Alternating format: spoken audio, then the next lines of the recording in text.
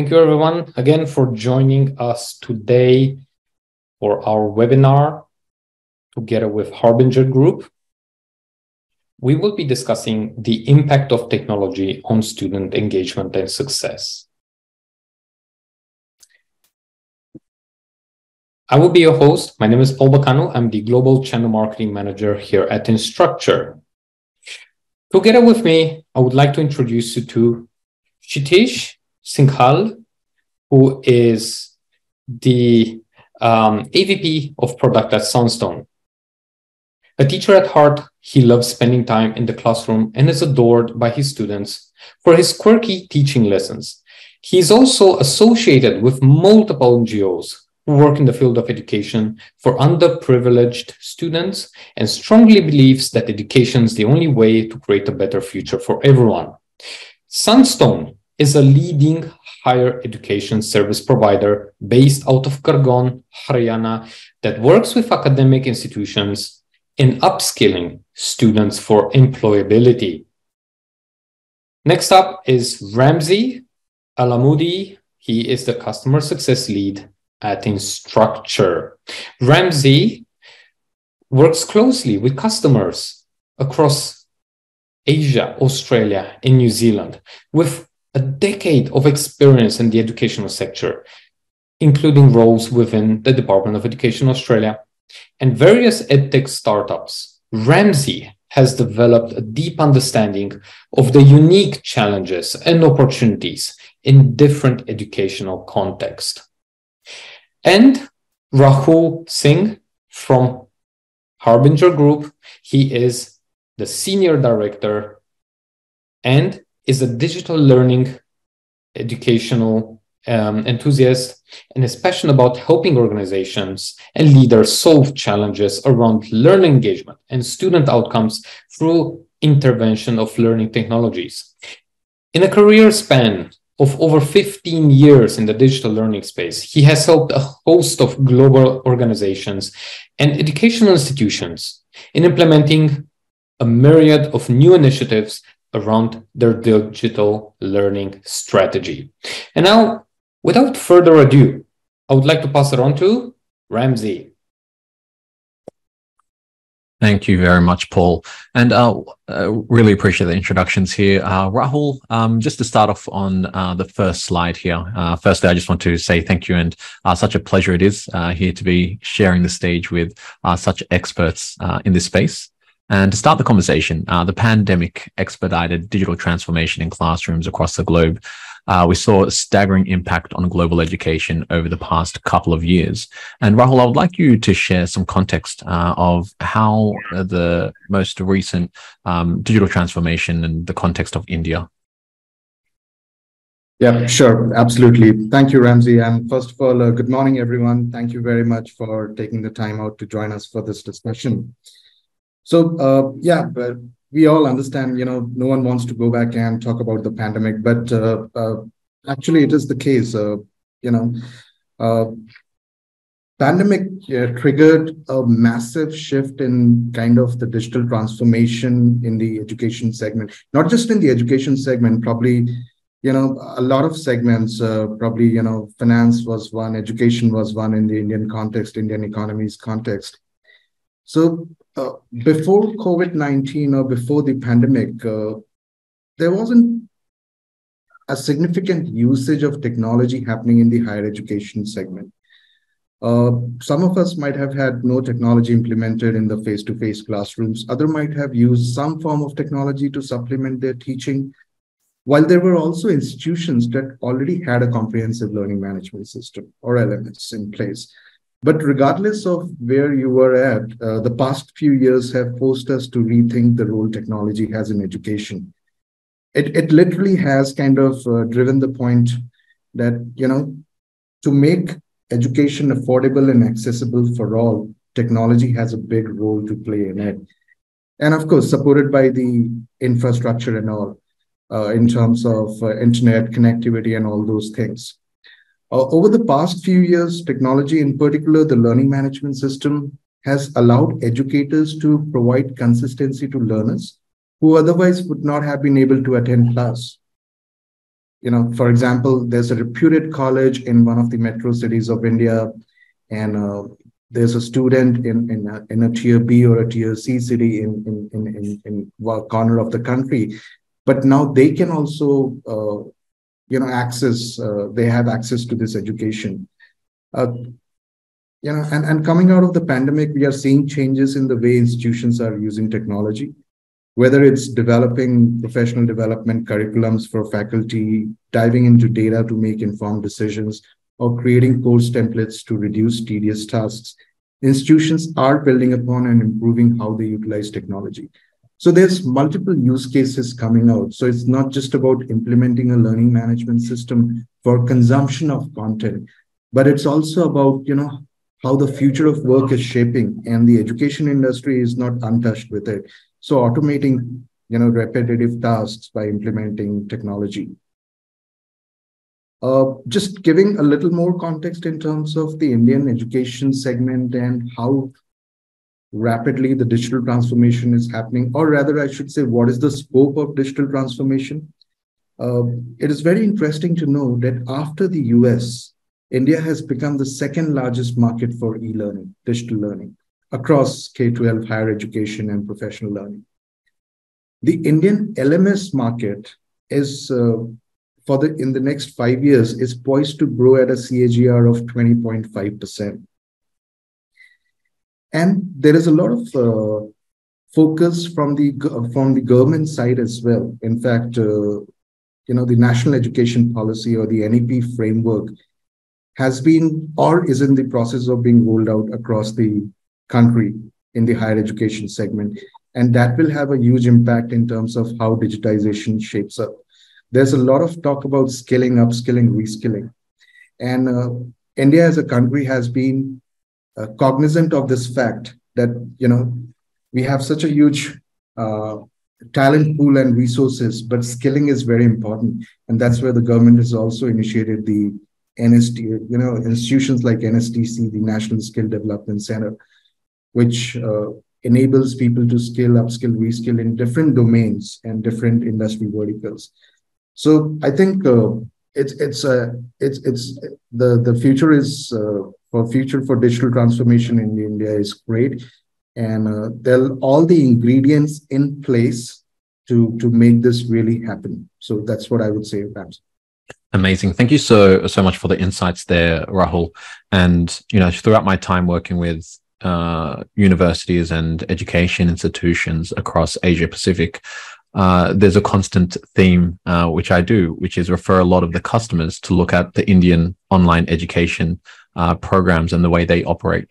They certainly, from what I've observed in the market, have developed this model and done it very effectively. And a lot of the other sandstone universities are playing catch up post-pandemic. So I think it aligns really well with the way India is thinking and how it's transformed the education over the past couple of years.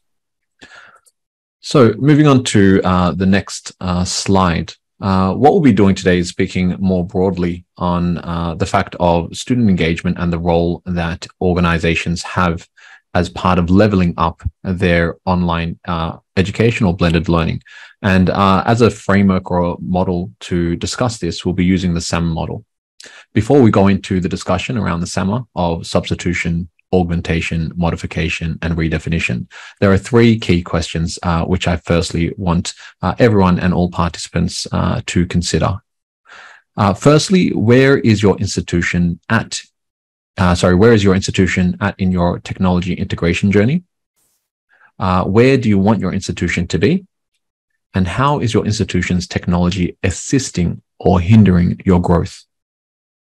So with these three questions in mind, we'll take a deep dive into the SAMR model. In the first stage, we have substitution.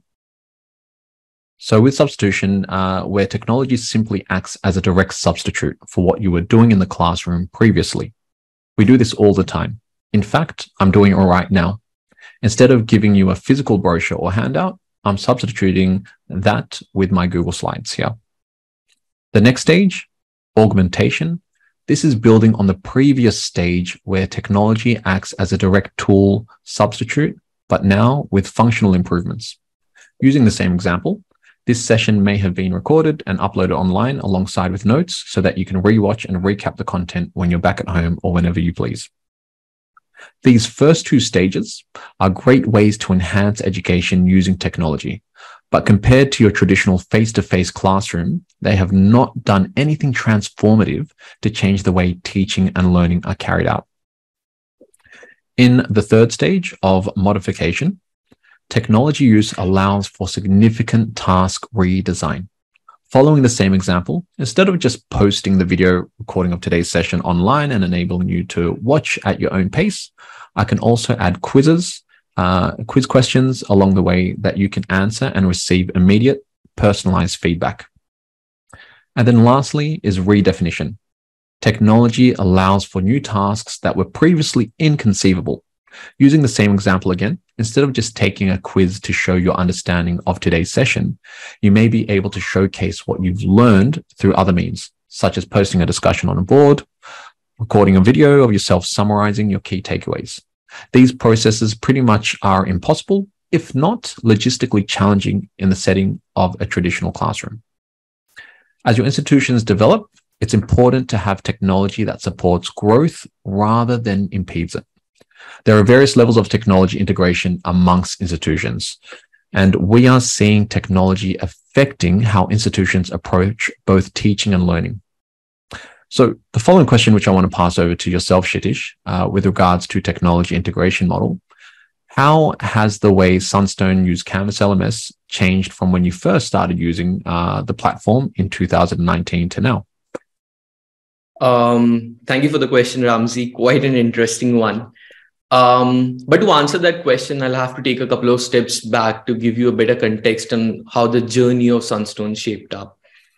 When we talk about Sunstone, we too were a lot like the other Indian universities where we were primarily dependent on, the hard copies or paper-based content, right, that we are sharing with the students. But in our head, we were quite clear that this isn't the way we envision our students learning, right? We need to do something better, something differently. So to kickstart the journey, we initially, structured a Google Drive and, used that as a sort of an LMS for an organization.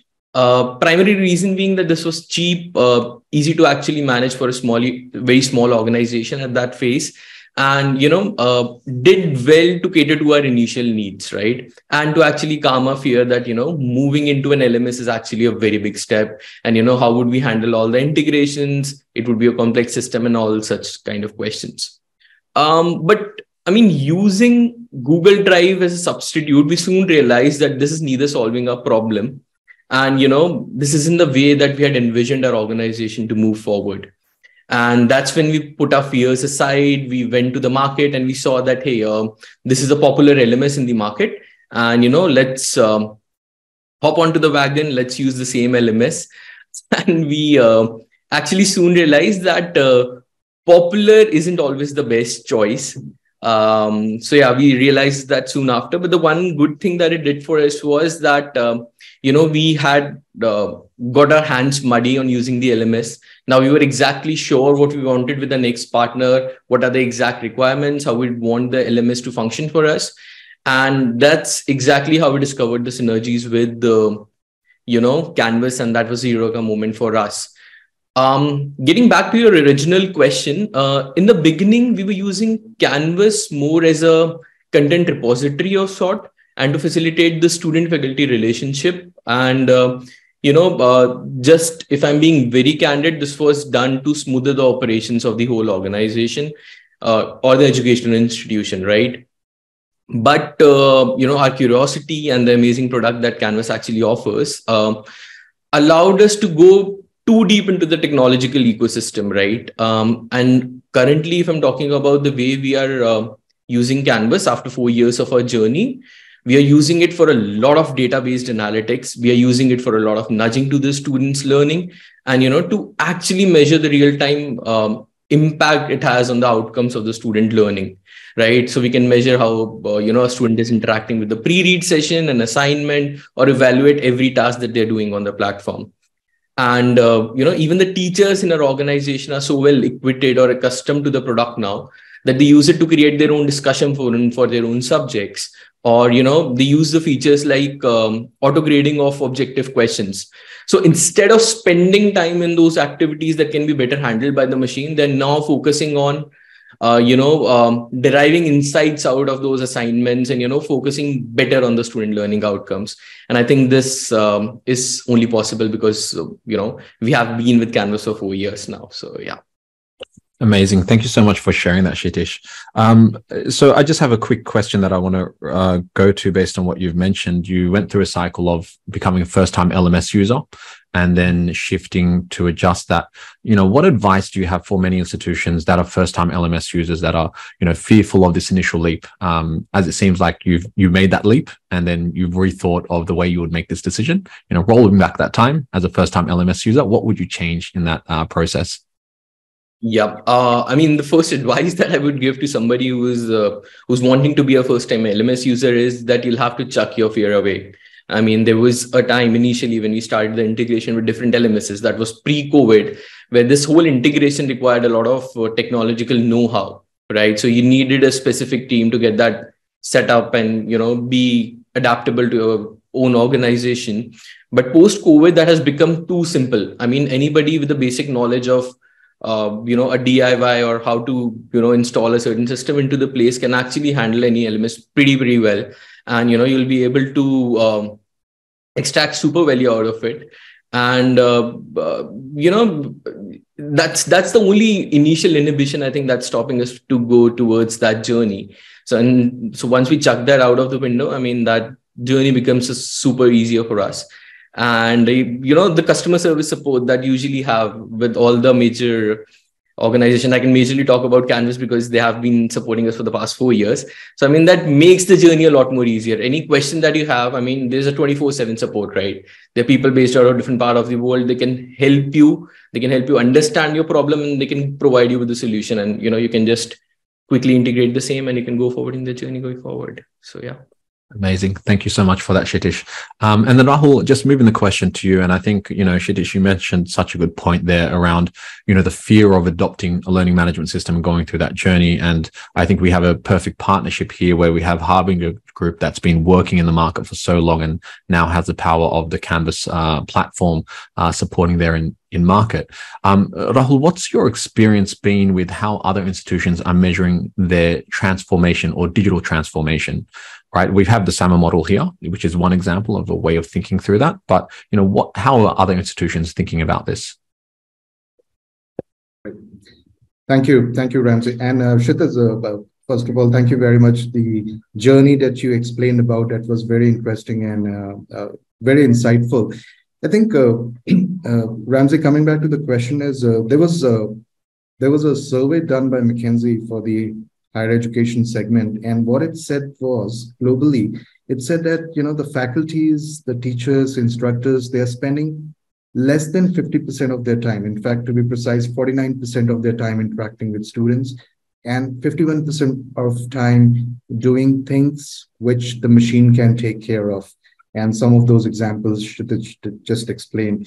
So the key driver is, and that can fit into this model over here, probably in the augmentation bucket, is if we enable the faculties and the teachers and the instructors with the right set of technology, and in our case, with the right set of learning management system, which can take care of a lot of their day-to-day mundane activities like auto grading or a central repository of content. Even a central repository of content, even though it might sound a very trivial thing in the bigger context, but it's so important, where you can go and find the content at one place and all the relevant stuff.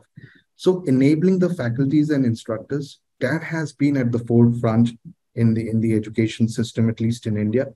And that is where this partnership of Canvas and Harbinger comes into picture. Harbinger is there to walk you through the journey of going through this change transformation. Whether you are a first-time LMS user or you are migrating from an existing LMS to the other one. So we walk you through that journey and make it a seamless experience for you.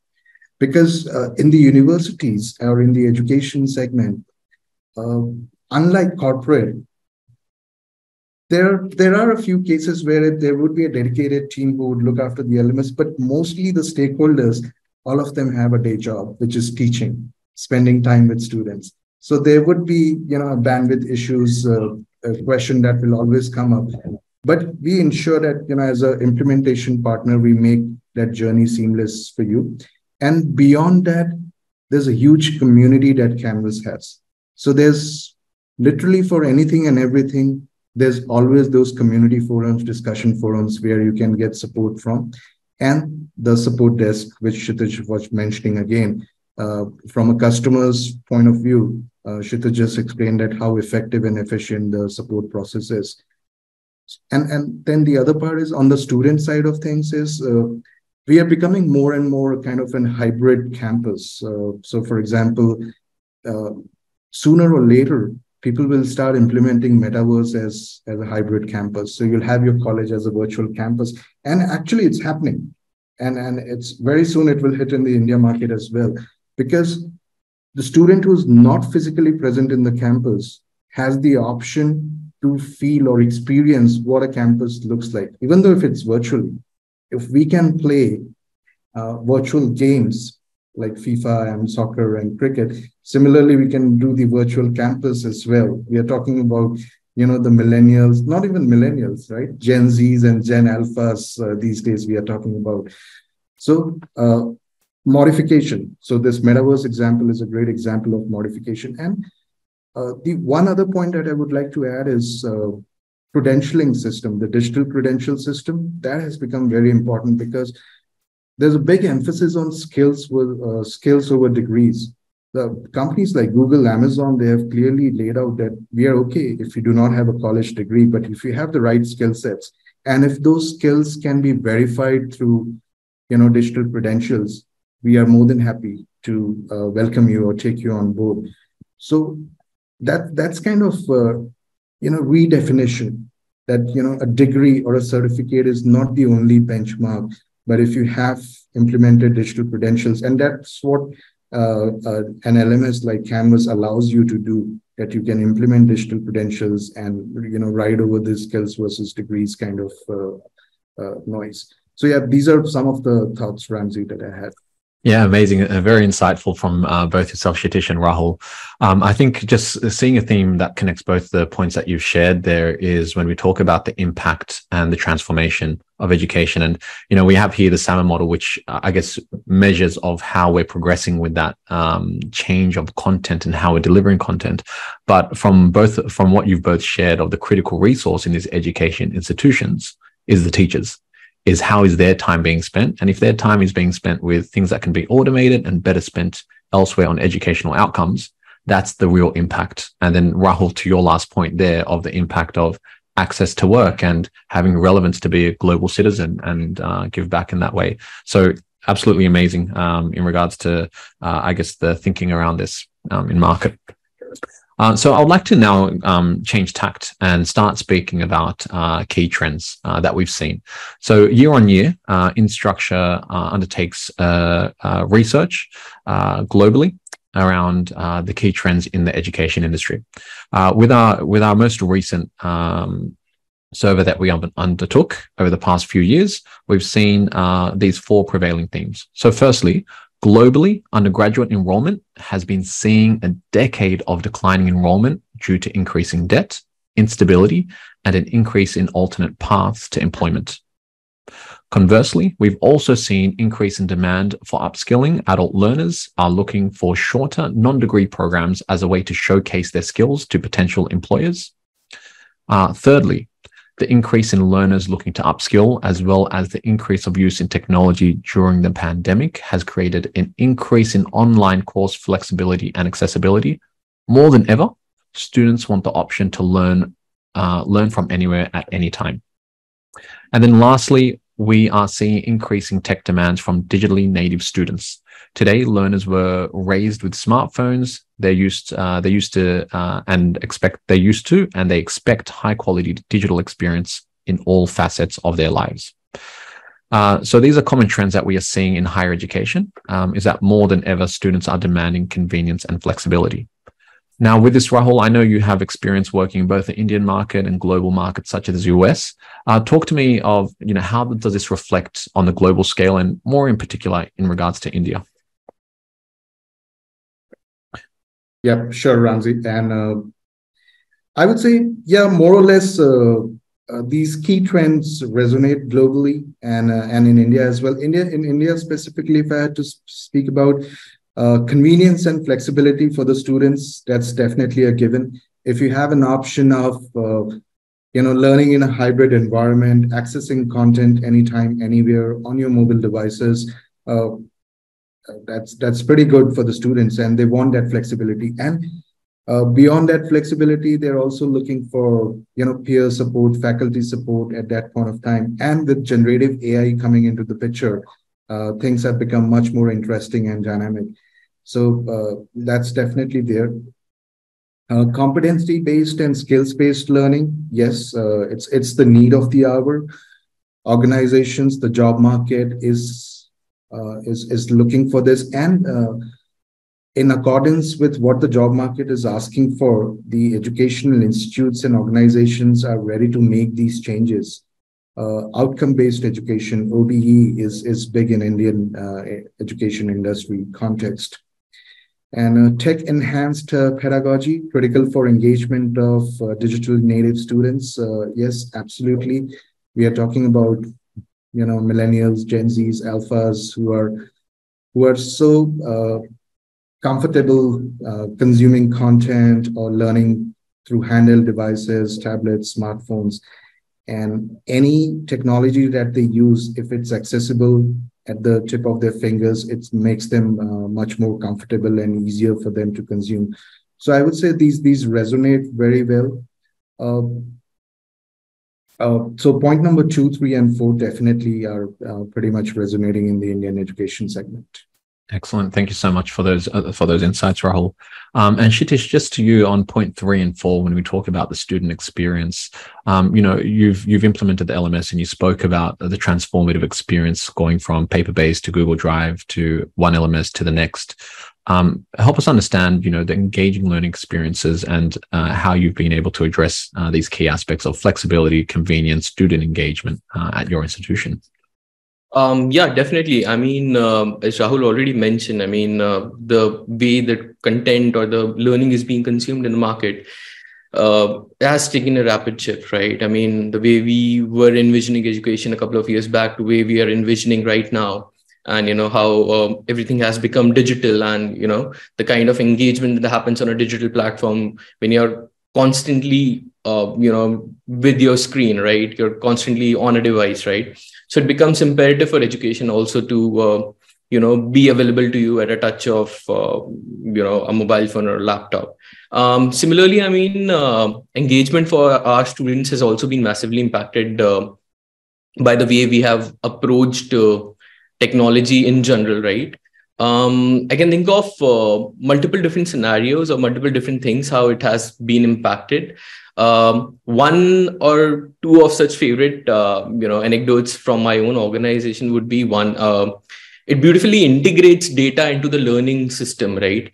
Everything that happens in a classroom or what happens in a platform is actually giving you several data points every minute about every student. As a learning journey for every particular student is different, you need to analyze those data points and based on that, cook something up that is customized yet solving the larger objective-based learning for the student and then serve it on a platter to them, right? If I talk about Canvas giving us that kind of an insights into a student's journey, I'll share a recent anecdote. There was a professor that joined our organization and, we were giving him all the, KT or the knowledge transfer that, hey, this is how the LMS works. And, these are the things that you can do on an LMS. And, suddenly fast forward to a couple of months and I just met him walking in the university campus and he reached out to me and he was like, super excited. Okay. And the conversation went on like, hey, Kshitish, do you know,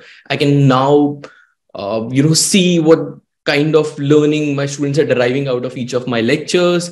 So initially, I mean, there were a lot of students who were shy to raise those kind of questions in the classroom, right? That usually happens with a lot of students. Even if they don't understand a certain topic, they're shy to raise that in a classroom. But now after every, session, I have a couple of questions. And once the student answers those, I get the real-time data that, how many of them are actually ahead of the curve and how many of them are lagging behind. And I can seamlessly pitch in different content and, take my class a notch higher. So, I mean, this is how wonderfully it impacted, the faculties that were using the LMS now. And, secondly, when you talk about it, the major thing that comes to my mind was, how the objectives are now being driven. I mean, if you talk about Canvas, for instance, I mean, a student can clearly see whatever submissions are pending in the next couple of days, whatever class is scheduled for them in one singular place. There is this beautiful timetable feature where they can see that, okay, fine, I have to submit an assignment before 2 p.m. tomorrow, right?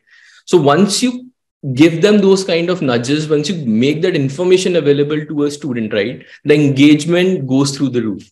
And, the kind of submission percentages we have seen post that LMS integration and the kind of adherence to the course curriculum we have seen is actually second to none. So, yeah, I mean, these are the major areas where an LMS or technology is actually impacting the classroom for us. Yeah. Actually, Shitesh, just as a follow-up to that one, Atul put a very interesting question over in the chat. A self-motivated learner would find ways and figure out how she can learn better. What about the ones who are not much into the learning curve? Wouldn't the digital intervention for digital devices, which is a multi-purpose device, be more of a distraction rather than an effective learning mode? I think it's straight to your point, about how the LMS can actually aid more than distract when it comes to student success. Yeah, no, wonderful question. I mean, we had similar inhibitions when we initially started the journey. So that's, I can completely relate to the question. But to just, put forward my perspective, I mean, what we have seen usually is that the students, so everybody has motivation to do well in life, right? So that's one of the primary reason anybody is pursuing an education degree, right? So what's the reason why wouldn't they want to go forward and learn the things that they actually enrolled for, right? So the idea, as I mentioned earlier as well, is because we are serving the same exact thing to all our different users, right? So when you're talking about the learning journey, you need to understand that, Ramsey, Paul, Kshitij, and Rohit, each one might have a different learning curve. Somebody might be very good in mathematical or science-based things. The other person might be better with communication or, language processing, right? So this is how things work. So you need to understand the unique skill set each individual has. And then you also need to understand the area where they're lacking.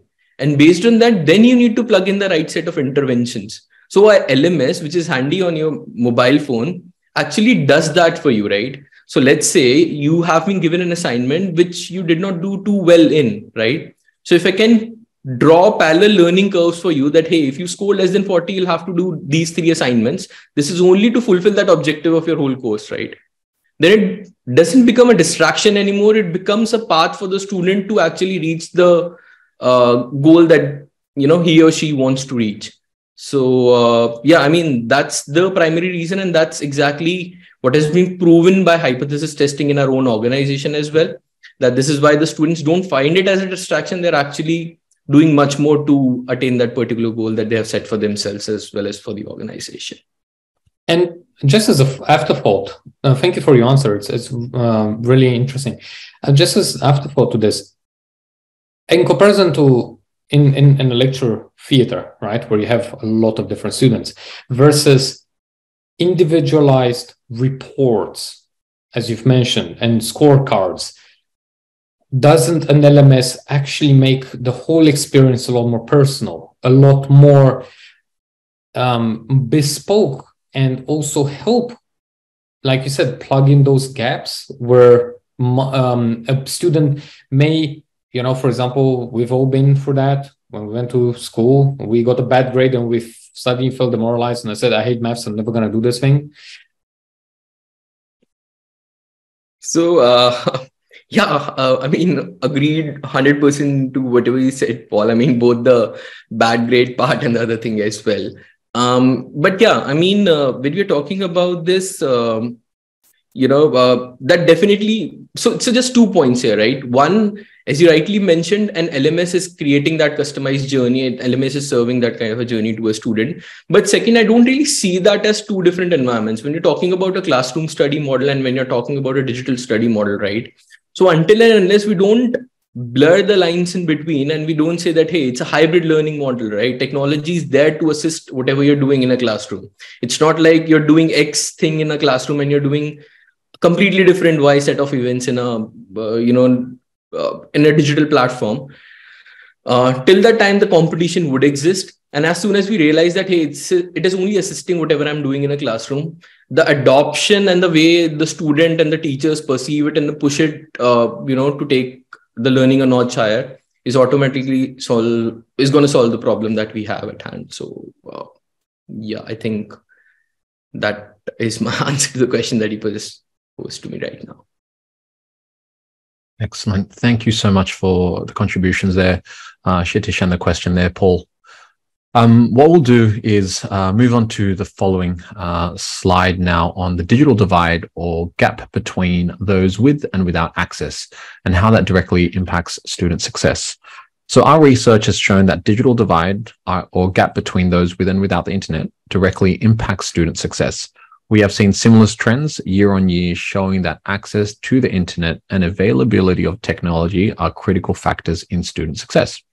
So Kshitish, how have you utilized technology and the Canvas LMS platform at Sunstone to ensure that your learners have an equitable learning experience to each other as possible?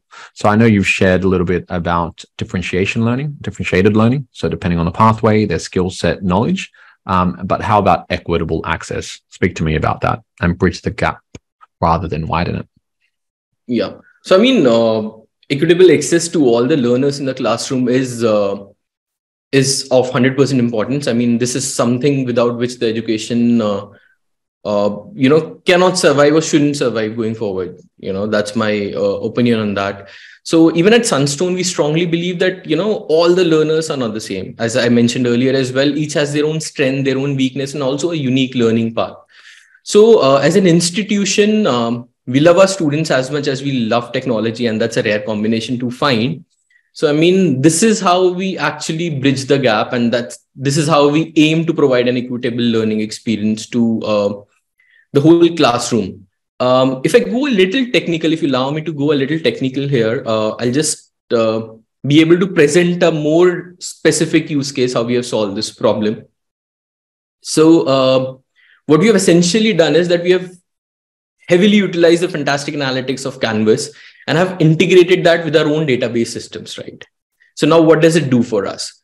This actually gives us insight about all our learners, okay? Right from when they logged in, what pages, articles, assignment they viewed, how much time they spent on each of these, elements, and the marks they scored, and, basis the correlation between all these factors, we can actually customize their journey. This is how we customize their journey. That's the magic sauce, right? So the journey and interventions actually, work in tandem to allow the student to reach their actual goal. And, because this is available on our own native app, this is available on Canvas as well. So, but we go that extra mile and we ensure that, until and unless the faculties become a part of it, right? As I was mentioning earlier as well, the classroom learning has to go hand in hand with the digital learning. So we ensure that the faculties actually take out time from their schedule and they sit with the students to make them understand that, hey, this is the goal in life, why you wanted to enroll in this particular goal. Now you have to break it down into smaller milestones. Each milestone can be a semester or, couple of weeks or something of that sort, whatever is convenient to the student, right? And then based on data, break it down for them that, hey, by the first week, you had to be in this X spot, but currently, basis on your progress or how you interacted or how you submitted the assignments, you are in this place. Now, if we do these three things, you'll actually reach there. So once you give those mathematical analysis to those students and you give them a direct path that, hey, this is how you are going to reach that particular path. I mean, this becomes super easy to, converse with the student and allow them to, take your perspective in and then, reflect on it and then go forward in their learning journey. So I can proudly say that, yes, we are delivering equitable learning experience to all our students, and this is a magic sauce, how we are doing it. So, yeah. Yeah, amazing. And Rahul, just on your side, just with, I guess, equitable access of education in India, what have you seen in the market as you continue to work there? Is this a primary concern of many of our institutions? Is it secondary? Where does this thought sit? Yeah, I think these are exciting times. So when I was in college, internet was a luxury. It was not available very easily.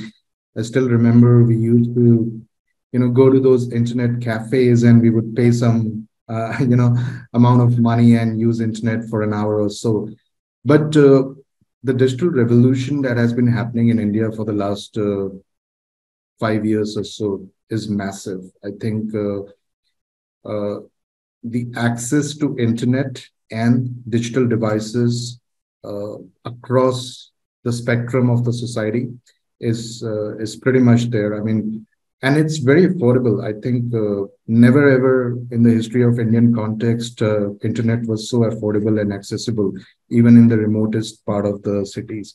And actually, this is one of the big reasons as to why the digital transformation process has just got expedited. This is one of the many reasons that because of this infrastructure that we have, and it's continuously improving. It's not just internet, but how effective the internet is, how accessible the internet is, and even from a device perspective, it's pretty accessible and affordable. So I would say it's pretty good, state in terms of the digital infrastructure. Amazing. Thank you so much for sharing those insights there, Rahul. Now, moving on to the next slide on the topic of the learning management system. So as an LMS, when used properly, provides a lot of opportunities for growth for an institution. I'd now like to touch upon some common challenges Indian institutions face in designing for online and hybrid learning and how institutions can aid faculty in order to provide the best learning experience for their students. So Rahul, going back to you again, what has been the biggest barriers in Indian institutions face when implementing an LMS at their school? I would say not much of a barrier, but I think one of the things is the change management process. If you have to change from one way of doing things to the other way of doing, that is an area which requires a lot of elaborate discussions in terms of, let's say, we are talking about students, right, who are digitally native and they are pretty comfortable with devices and all those things. But on the other side of the table, we are talking about faculties and instructors. And some of them might not even have used WhatsApp in their career of last 20, 30, 40 years. So they're so new to this digital thing. And it happens with everyone, right? For example, we are in this Zoom meeting. A lot of times we face difficulties in setting up our Zoom, like, where to put a picture or how to unmute or how to upload a file.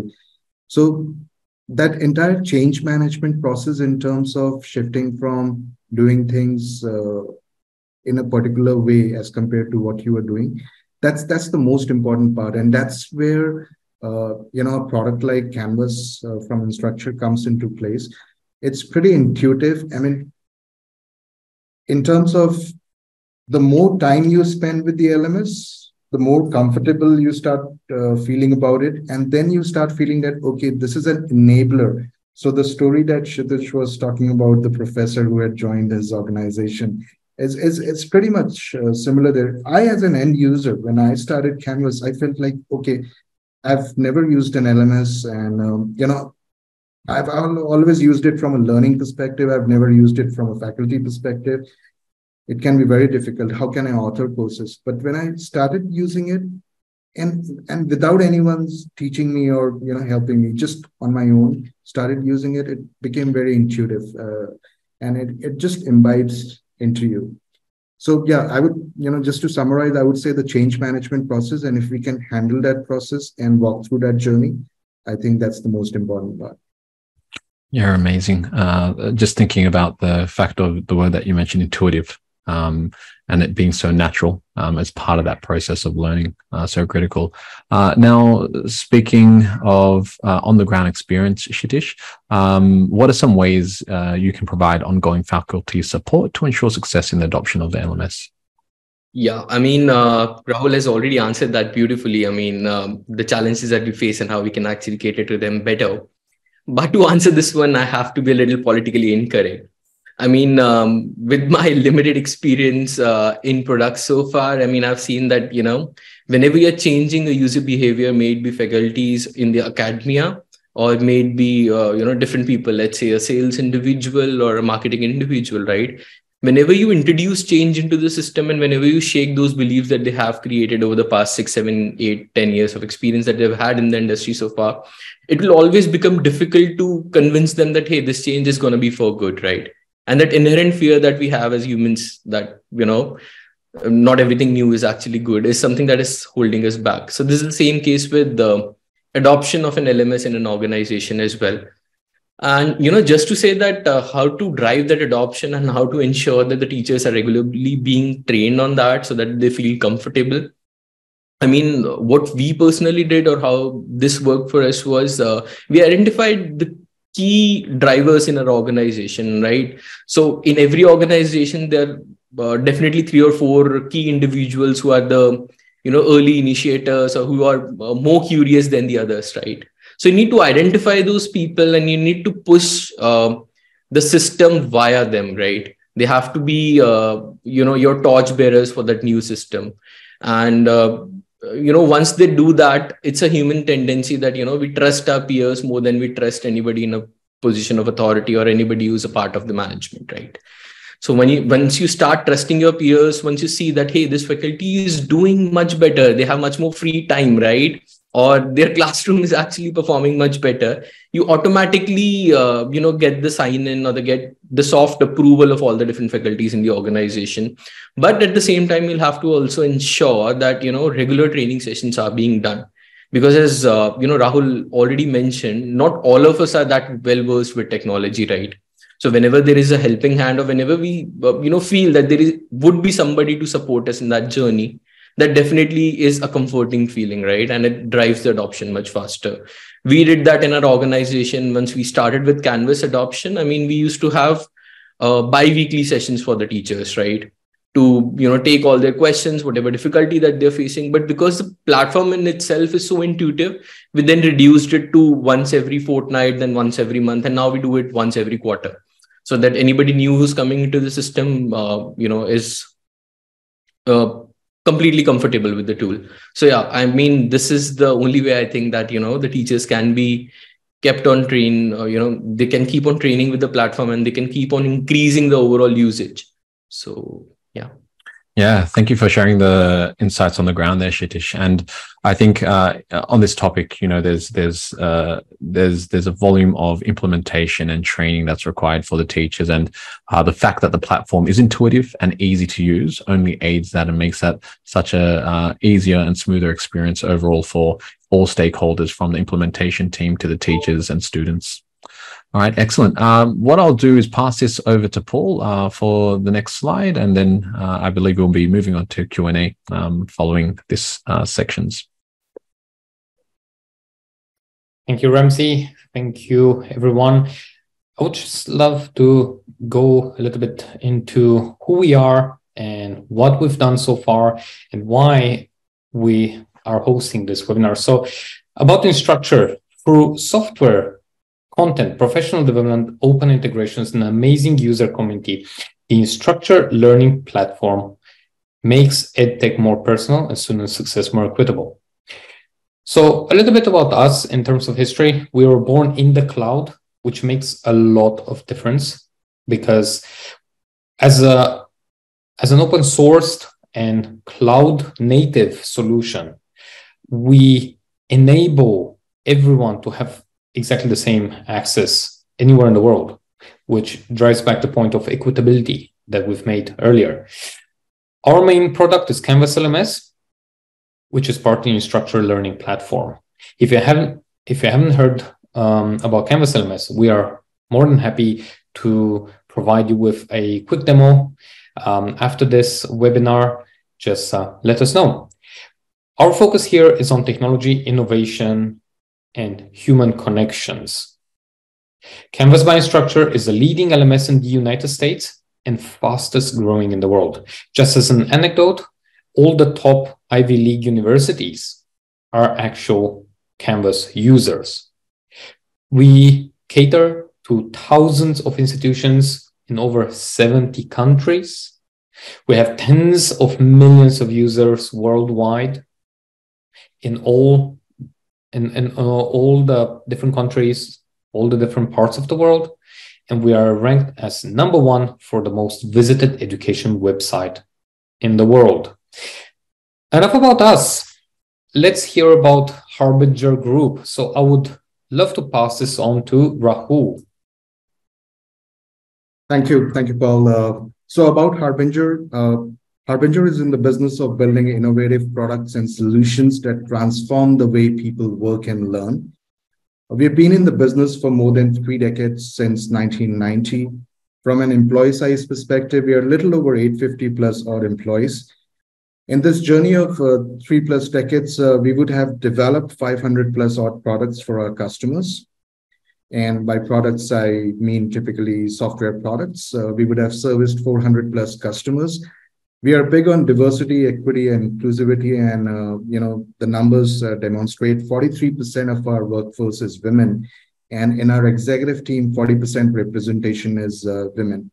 The industries that we cater to, we are big in education, edtech. Then, other than education, we are in e-learning, human resources, HR tech, digital publishing, and high tech. Thank you. Wonderful. Thank you, Rahul. And let's move into Q&A. I can see that we have a couple of, actually a comment by Atul. He says, I have been using Canvas for over 3 years now.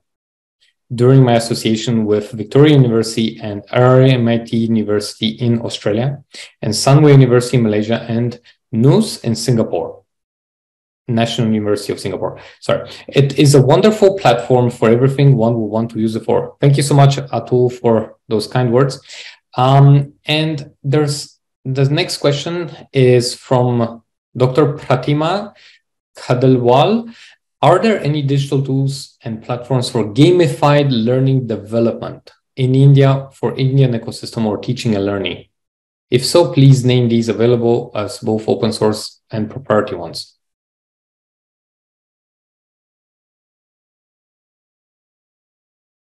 So I'll take this one, I guess.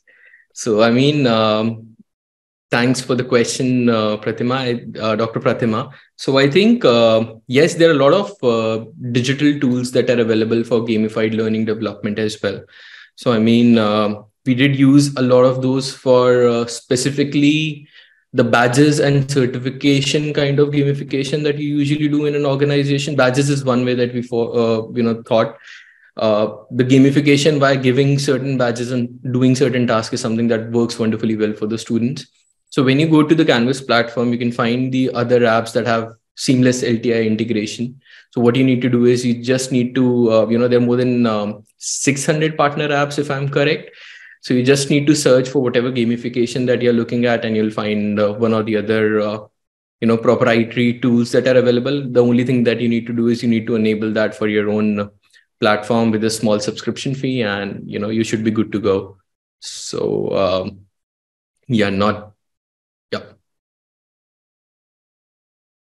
Thank you, Shirish. There was another question towards the beginning of the webinar from Atul. SAMR model is something similar to what is being suggested in the MAMET. And thank you for the link as well. MAMET actually stands for Maturity Assessment Model for Evaluation of EdTech Tools, Adoption, in higher education institutions. So essentially, it talks about the maturity assessment model for evaluation of different edtech, which can be driven by AI for adoption in the higher education institutions.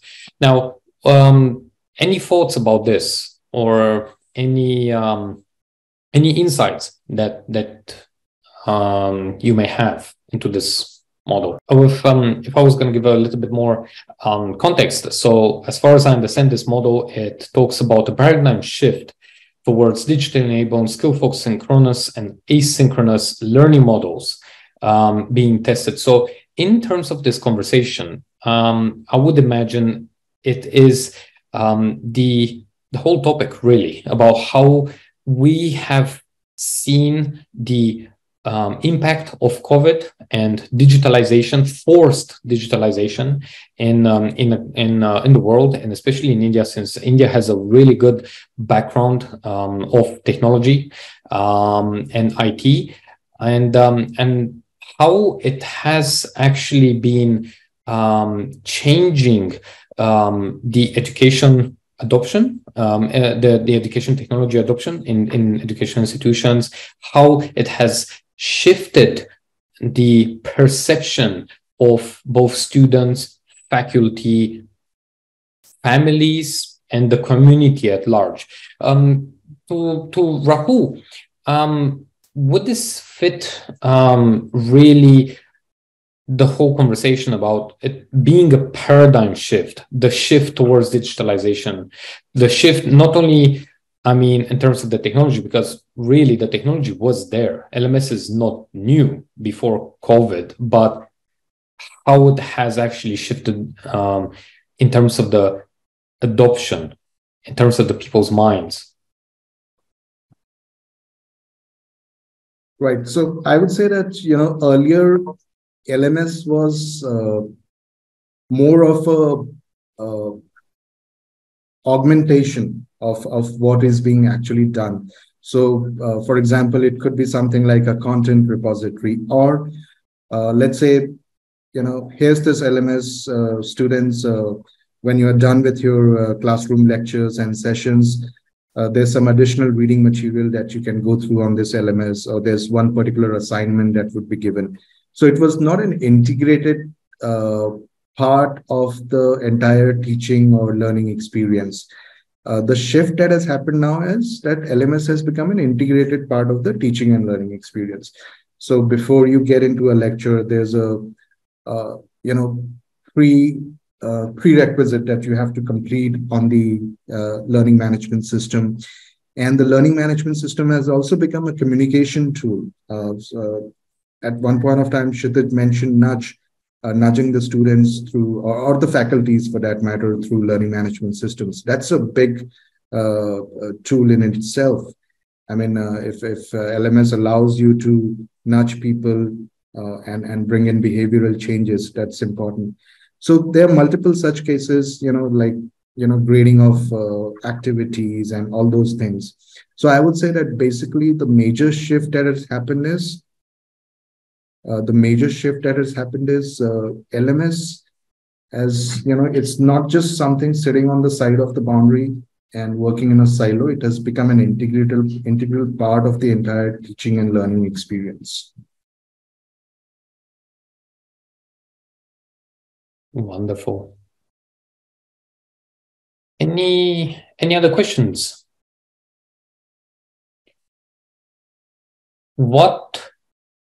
Thank you, Ananta. What are the opportunities of LMS with respect to NEP for higher education institutions in India? Any use case in Indian universities? I think I'll take this question. So when you're talking about, sorry for the interruption. When you're talking about NEP and how LMS can actually have certain use cases in solving for that, I think a major use case going forward would be that NEP requires every Indian institution to have a regular training programs for their faculties as well, right? I mean, how a faculty is actually upskilling themselves, that might be in the field of mentoring a student to go to the next level. They might be in their own core competency. Let's say a marketing professor needs to have certain certifications done every 6 months to go forward, and according to the new NEP, right? So, I mean, an LMS plays a critical part in there because all those things need to be documented and submitted to the relevant authorities as well, right? So once you host that repository, and the teachers can now act as a student on an LMS, you can actually monitor their own progress as well. That, hey, if you have to do certain, I'm so sorry, I'll just switch it off. So they'll have to, do these certain courses that tracks their own progress, right? And that report has to be shared with the organization, by the organization with the government. So yeah, I mean, you can host those courses, you can give your faculty a student access, and they can, complete those courses and their own progress, and that can be shared with the relevant organization for the certifications as well. So yeah, that's one of the use cases that I can primarily think of how technology or an LMS can help in the NEP scenario. So yeah. I know we're at time, so we have room for probably one more question. Atul is asking, how would this be different than Awayam and NPTEL or Swayam? I think it's a bit of a technical question. If we would actually like to continue this conversation, Atul, just that we're at time at the moment, we would love to engage with you after the webinar and really deep dive into all of these very interesting and highly technical questions from you. So thank you so much, everyone, for joining us today. I would like to say thank you again to our lovely panelists, Rahul, Shitesh, and Ramsey. And from all of us here at Instructure, as well as Harbinger Group, we wish you a wonderful day ahead. And yeah, let's keep in touch and looking forward to the next one. Bye-bye for now.